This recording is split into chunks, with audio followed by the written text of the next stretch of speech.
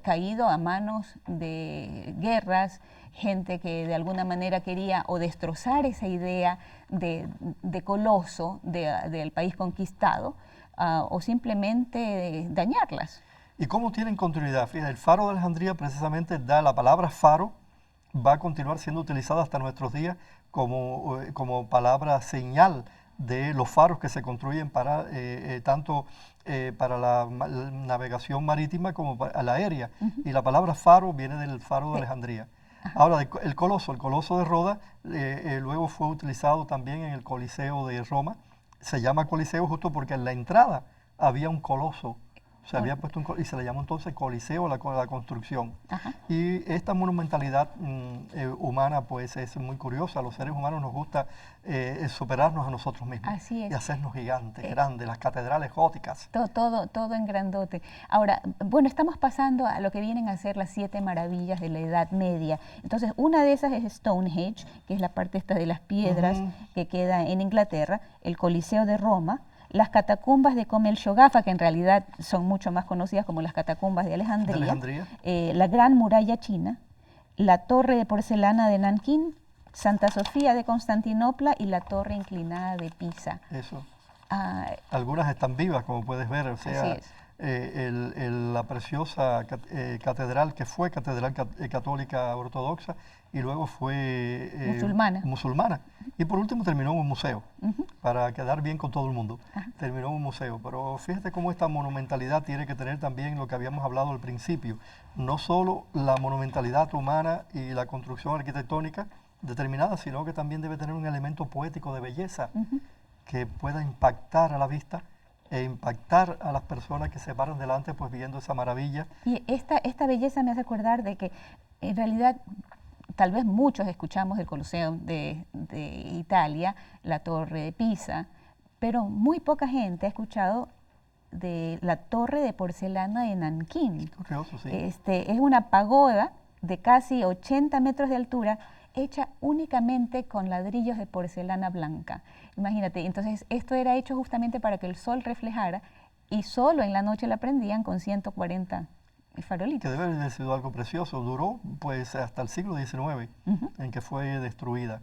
La barbarie humana es así, la guerra, muchas veces no es siquiera la barbarie humana, es la barbarie de nuestro planeta, que tiembla la tierra, hace catástrofes o fuegos determinados que las destruyen. Claro, porque esto fue hecho en realidad destruida por una rebelión, la rebelión de los Taiping, que no querían que las personas se pudieran defender o poder ver cómo atacar o vigilarlo desde esta torre tan alta, porque en ese tiempo pues era considerada una de las edificaciones más altas del mundo entero. Más alta del Asia. Ahora, nombrábamos la parte de que todo en cierta manera viene a ser una tumba. La Gran Muralla China, miles de personas que... Allí sepultadas, no, algunas en la propia muralla, pero la mayor parte en las inmediaciones de la muralla. Son sus constructores, precisamente. Y te digo, la primera vez que estuve en Italia, sinceramente, caí postrada de rodillas cuando fui al Coliseo en Roma, porque era una sensación de dolor, de tanta gente, tantos cristianos que fallecieron, tantos gladiadores que simplemente se los utilizaba como ahora en algunos países todavía, en vez de hacer corrida de toros, eran corridas de seres humanos. Entonces, y en realidad que me impactó. Es impactante, además que la edificación misma, lo que queda de ella, es realmente impactante en medio de una ciudad moderna, una gran metrópoli, una ciudad preciosa que es Roma, aparecer ese monumento que está cargado de historia, pero no solo cargado de historia, sigue siendo un monumento bello, sigue sus inmediaciones y el propio monumento sigue estando cargado de belleza. La belleza del tiempo, el tiempo que pasa y le da la pátina histórica y bella y lleno de leyenda, que convierte la edificación en algo especial, en algo pues maravilloso justamente. Y algo digno de celebración. Imagínate que los italianos, los romanos, pues en ese tiempo ahora los italianos, celebraron por 100 días seguidos la inauguración de su Coliseo. Pero, y aparte de eso, cuando las cosas están cayendo, que hay un refrán que dice, todo el mundo hace leña del árbol caído, leyendo la historia, en realidad es doloroso pensar de que en algún tiempo en la historia no se lo tomó en cuenta como una edificación. Y es más, había gente que se robaba las piedras para ir y poner para construcción de otras cosas. De otra cosa, claro.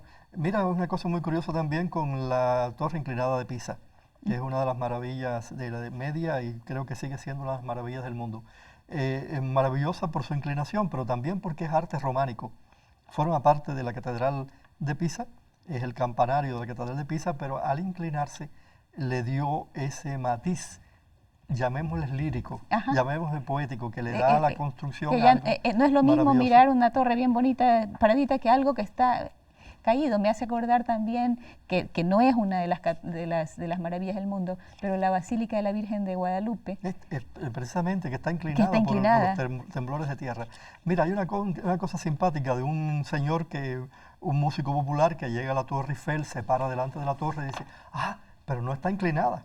Mírate tú la confusión tremenda con la torre, porque solo la palabra torre, ya uno pues piensa en la torre inclinada de Pisa. Y él le muestra la Torre Eiffel y dice, ¿cómo es que no está inclinada? Y se equivoca. Y esa equivocación simpática me da una muestra cultural, cómo la palabra torre se ha convertido en la torre por excelencia, que es la torre inclinada de Pisa. Ajá, claro. Eso es simpático, ¿no? Ahora, es interesante también toda la planificación que hay detrás de un monumento. Nosotros en Guayaquil, que te ha acogido con tanto cariño ahora que estás de visita de Cuba, tenemos en el Parque Centenario un monumento maravilloso. Este monumento fue hecho justamente para el centenario, para el 9 de octubre de 1920, pero llegó ya construido en 1918.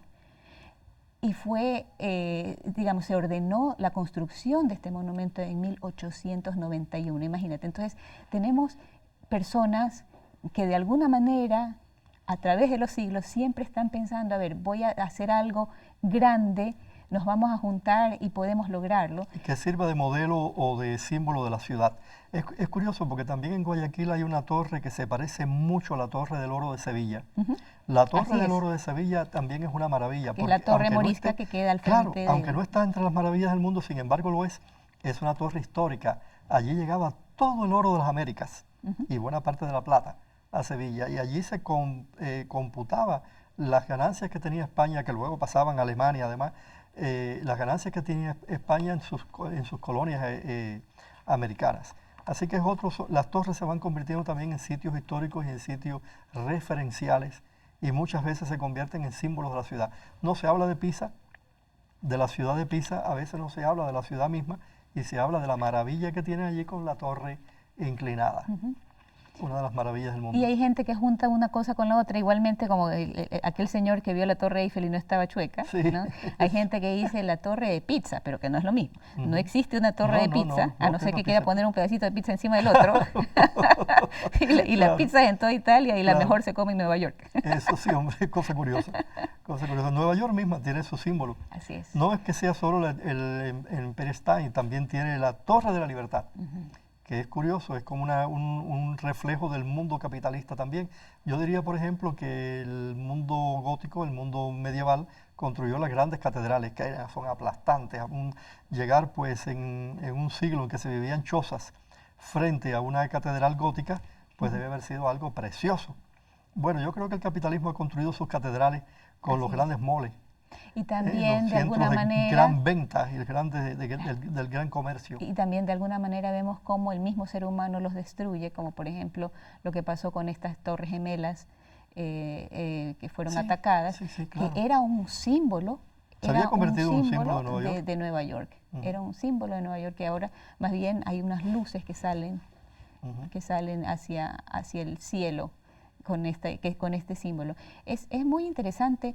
Ahora, dentro de la muralla china, regresando un poquito, es una historia grande que pasa no solamente a través de la civilización china, sino que también ve la confrontación de los mongoles, de Manchuria. Manchuria, sí. El encuentro de pueblos. En definitiva, alrededor de las murallas chinas hubo un encuentro de pueblos. Observa que entre las maravillas de la antigüedad clásica, hablábamos de Babilonia, que no solo los jardines colgantes, sino también las murallas de Babilonia. Ahí tenemos entonces la muralla también como un dechado de belleza, como un sitio en que el hombre puede signar una de sus maravillas constructivas. Las torres, por ejemplo, podríamos hablar de las torres Petronas. Esas torres que tienen que ver entonces también con la torre que fue de un modo u otro el faro de Alejandría. De Alejandría. Y luego la torre que va a ser la torre inclinada de Pisa, la Tour Eiffel en Francia. O sea, la torre como una edificación en que el hombre puede sentirse representado como especie. O sea, una especie constructiva, una especie constructora, capaz de crear con la construcción un altar poético. Mira tú, justamente regresando a lo de la muralla china, si nosotros leyéramos chino, la medida es 10.000 li, y esas rayitas son chinas, y el 10.000 li es un punto filosófico, porque eso quiere decir el infinito. El infinito. Es también la simbología china. O sea, casi todas las construcciones de este tipo, se habla por ejemplo de que la Gran Pirámide de Giza tiene unas medidas semejantes al diámetro de la Tierra.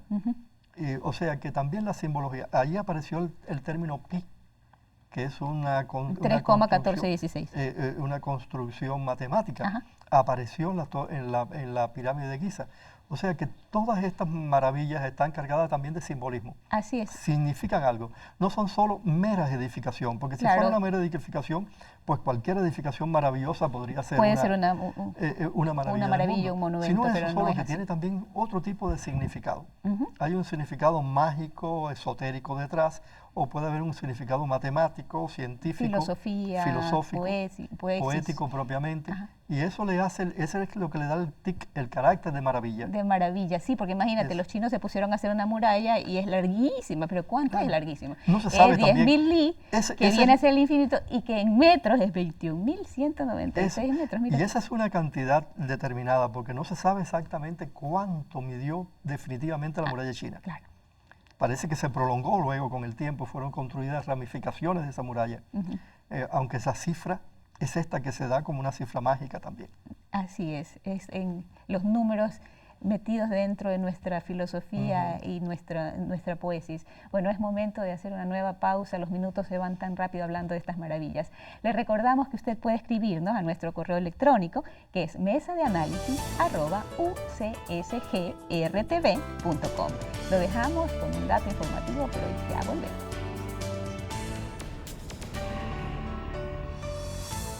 El evento de proclamación de las 7 maravillas del mundo se celebró el 7 del séptimo mes del 2007 en el Estádio da Luz, en Portugal.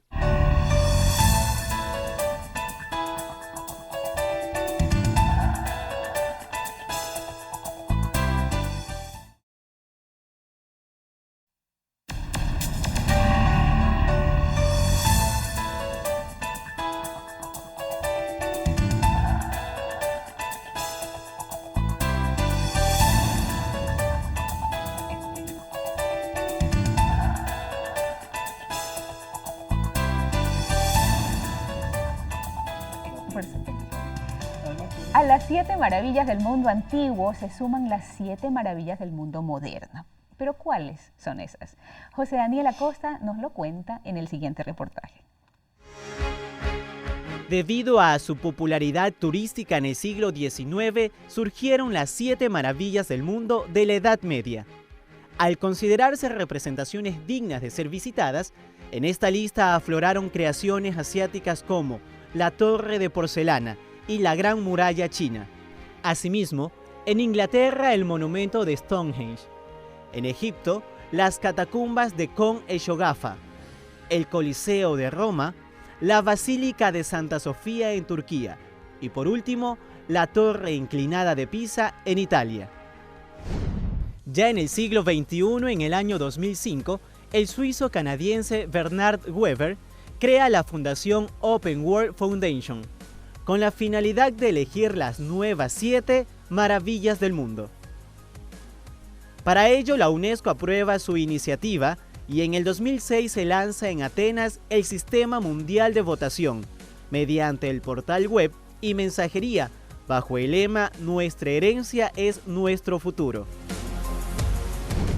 De 200 estructuras construidas hasta el año 2000, resultaron finalistas 21.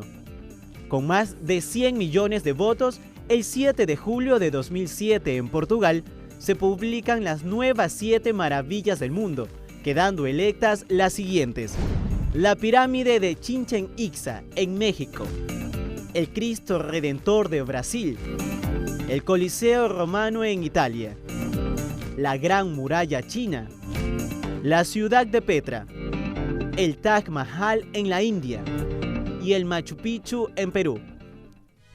De igual modo, en diciembre de 2014 se eligieron las 7 ciudades maravillas del mundo. Quito, Ecuador. Reykjavik, Iceland.